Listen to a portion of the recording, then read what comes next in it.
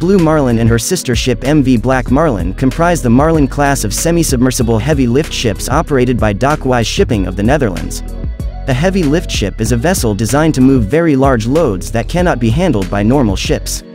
Semi-submersible ships that take on water ballast to allow the load, usually another vessel, to be floated over the deck, whereupon the ballast is jettisoned and the ship's deck and cargo raised above the waterline. Project cargo ships that use at least one heavy lift crane for handling heavy cargo and sufficient ballast to assure stability and seakeeping properties.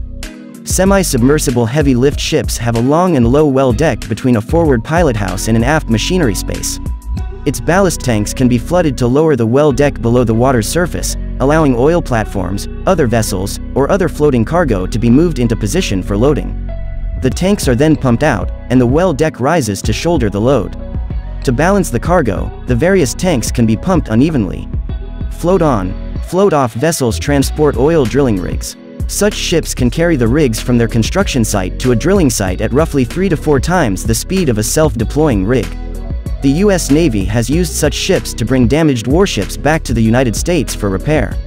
The U.S. Navy has also chartered other heavy lift ships to carry smaller craft, usually mine countermeasure craft, or other patrol craft. Since there are no U.S.-flagged heavy float-on, float-off ships, the U.S. Navy normally relies on its military sealift command to charter them from the world commercial market. Many of the larger ships of this class are owned by the company Dockwise, including Mighty Servant I, Blue Marlin, and MV Black Marlin. In 2004, Dockwise increased the deck width of Blue Marlin, to make it the then largest heavy transport carrier in the world until it was surpassed by the launch of Dockwise Vanguard in 2012. Project cargo ships are non-submersible ships that load large and heavy cargo items with one or more onboard cranes. Examples of cargo transported includes container cranes, bridge sections, and suction piles. In the 1920s, the Bremen-based shipping company DDG Hansa saw a growing demand of shipments for assembled locomotives to British India. That led to the construction of the world's first heavy lift vessel, SS Lichtenfels, with a 120-t derrick. After World War II, DDG Hansa became the world's largest heavy lift shipping company.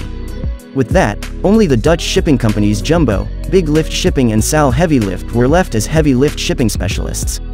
Designed to transport very large, semi-submersible drilling rigs above the transport ship's deck, it is equipped with 38 cabins to accommodate 60 people, a workout room, sauna and swimming facilities, and a secure citadel for protection against pirate attacks.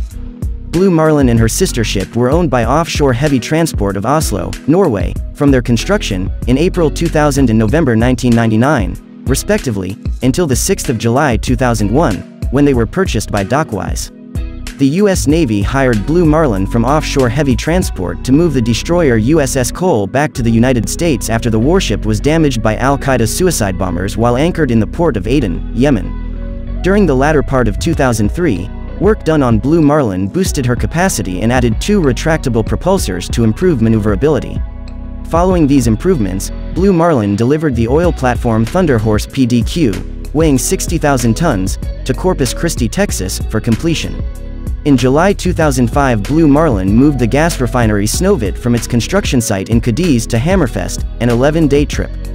This transport was filmed for the TV show Extreme Engineering on the Discovery Channel, and also the TV show Mega Movers on the History Channel. In November 2005, Blue Marlin left Corpus Christi to move the massive sea-based X-band radar to Adak, Alaska, via the southern tip of South America and Pearl Harbor, Hawaii. It arrived at Pearl Harbor on the 9th of January 2006, having traveled 15,000 miles. In January 2007, the Blue Marlin was employed to move 2 jack-up rigs, the Rowan Gorilla V and the Global Santa Fe Galaxy II, from Halifax Harbor to the North Sea.